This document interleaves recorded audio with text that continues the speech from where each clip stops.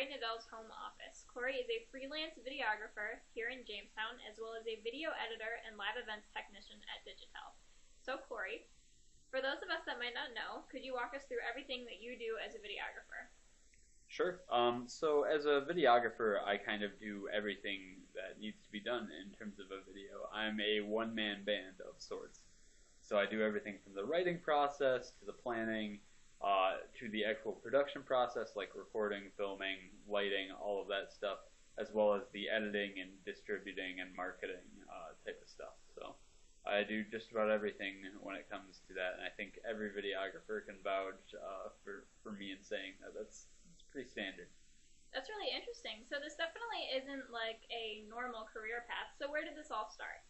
So one memory that I guess I could point to in particular, I mean, I was always a very weird kid. I was always very kind of like, I wanted to make things, and I would very often take, my family's garbage, and I would make things out of it. And it was kind of ridiculous, like taking like, the little crates you would get strawberries in and making elevators for G.I. Joes when I was a kid. But like, that translated into me just being really weird and pretty creative.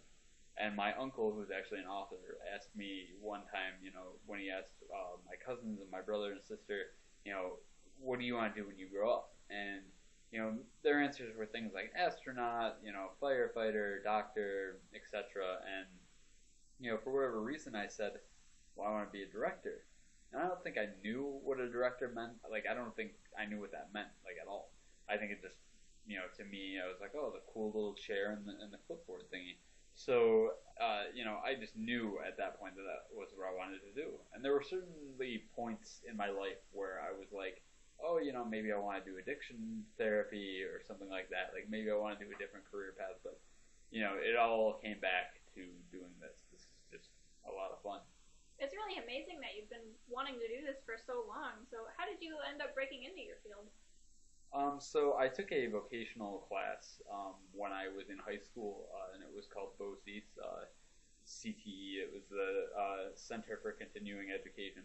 And basically what that did for me was it was an audiovisual productions class. And, after 2 years, my senior year, my BOCES teacher had kind of set us up with the local newspaper who was trying to do, videos for their website. And we're like, okay, cool. So, it was just basically, running around filming events and stuff like that for $25 a pop. So, it was definitely a little bit tedious, and you had to meet tight deadlines and stuff like that. But I'm pretty thankful for it. I learned a lot from that, and I would say that, if it weren't for doing that, I don't know that I'd be, anywhere near where I'm at now for sure. So what has been the most memorable experience of your career so far? One of the things I did my last semester was I actually worked for a occupational therapy company doing some corporate profile, testimonial type of thing. And it turned into an online video that went even further into becoming a TV commercial. Someone had just Snapchatted me and said, "Hey, I saw your commercial on TV," and that was a pretty surreal moment to say the least.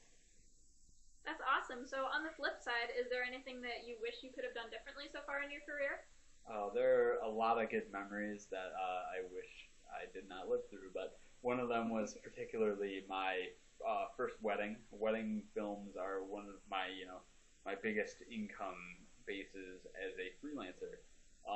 I just started this past season, and actually one of my first weddings, I was recording the ceremony, and I was all stressed out because I'm running around with all this different equipment and everything like that, and I'm trying to make sure I got everything, and just as we do the ceremony, just as it all gets done, I go check the camera, one of the cameras I had, and needless to say, the microphone wasn't on, so I lost all the audio from that. Luckily, I had other cameras, and I had backup audio, so I actually had a camera in the tree that kind of saved my life on that one, because it was an outdoor wedding, so... Well, I'm glad you lucked out on that one. So, in closing, I guess, do you have any advice for other beginning videographers or even just any of Jamestown's young professionals trying to break into their fields? Absolutely. I would say the biggest thing, first and foremost, is just be able to just work. I think the biggest problem with people around our age that want to be professionals is that they just don't have the ambition for it.